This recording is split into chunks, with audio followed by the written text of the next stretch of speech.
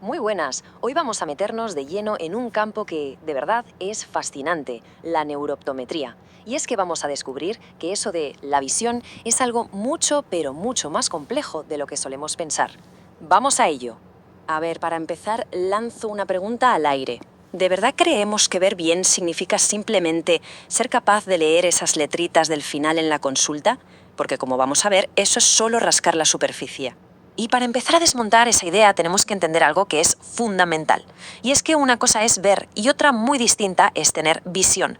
Hay un mundo de diferencia entre un simple test de agudeza visual y una evaluación completa de cómo procesamos el mundo. Fijaos, aquí está la clave de todo. No tiene nada que ver un examen de la vista rápido, de esos que te pueden hacer en cualquier sitio y que solo miden si distingues letras, con una evaluación de la visión hecha por un profesional. Esto último va mucho más allá. Analiza cómo nuestro cerebro gestiona todo lo que entra por los ojos. Y es que, claro, tendemos a pensar que vemos con los ojos, ¿verdad?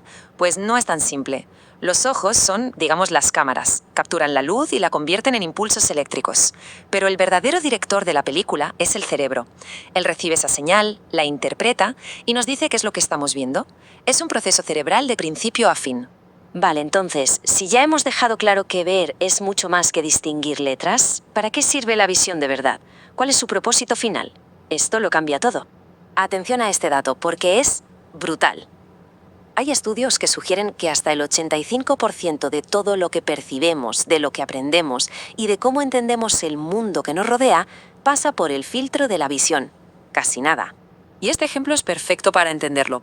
Pensemos un segundo en un jugador de béisbol que tiene que atrapar una bola. No es que solo vea la pelota. Su cerebro está toda máquina calculando la distancia, la velocidad, el efecto del viento, para coordinar un movimiento preciso y atraparla. O sea que el objetivo de la visión es guiar nuestras acciones. Claro, por eso un buen profesional de la visión no se queda en si ves bien de lejos o de cerca. Lo que evalúa son habilidades súper complejas, la percepción de profundidad para no chocarnos, la coordinación ojo-mano para escribir o coger algo, la memoria visual. Todas ellas son cruciales para nuestro día a día. Vale, hasta ahora todo perfecto. Hemos hablado de un sistema visual que funciona como un reloj suizo. Pero, ¿qué pasa cuando la torre de control, o sea, el cerebro, sufre un golpe?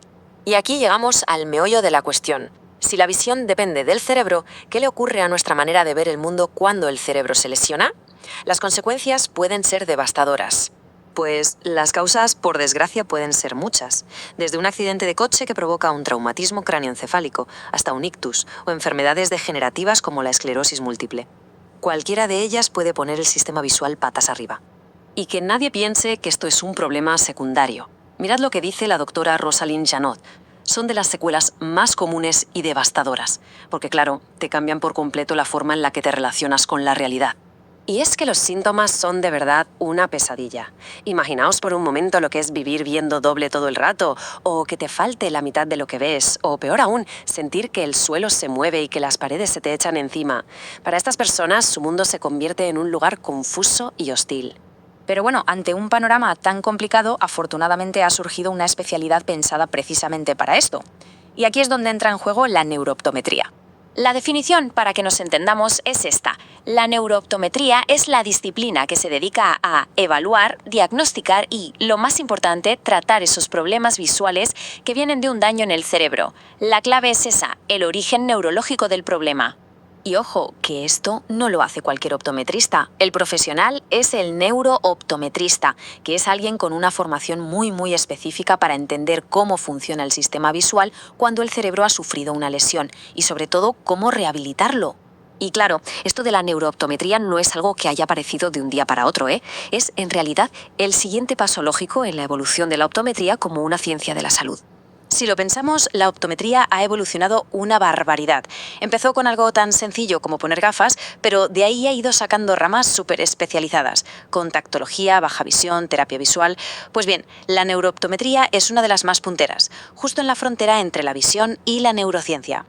De hecho, podríamos decir que tiene sus raíces en la optometría comportamental, que ya se dio cuenta de que la visión no era solo ver, sino que guiaba cómo nos comportamos.